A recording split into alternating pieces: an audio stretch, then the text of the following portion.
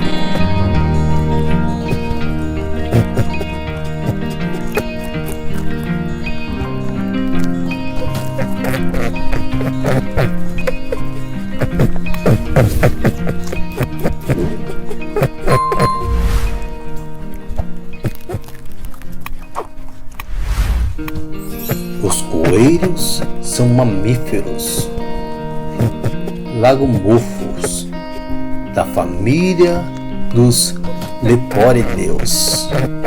Suas características: pele, cauda curta e as orelhas e patas compridas. Esse pequeno mamíferos encontra-se facilmente em muitas regiões do planeta.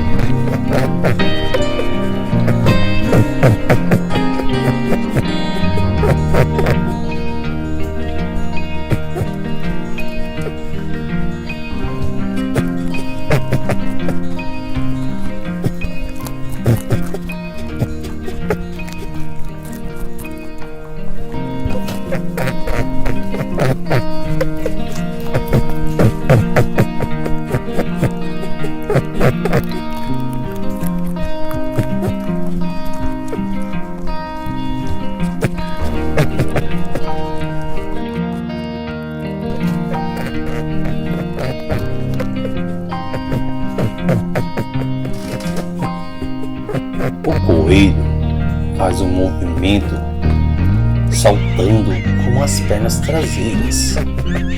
O comprimento das patas traseiras é mais longo. A força das patas traseiras é maior do que a força das pernas dianteiras. O animal também é utilizado das pernas dianteiras durante o seu movimento.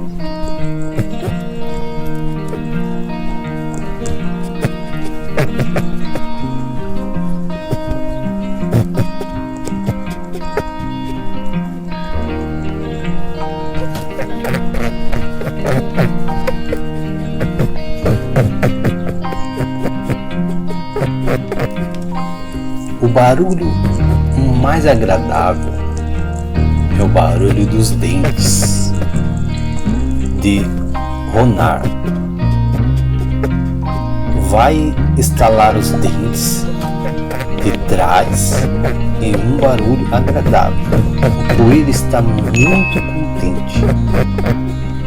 Provavelmente está no colo deitado. O seu coelho ama você estar fazendo isto.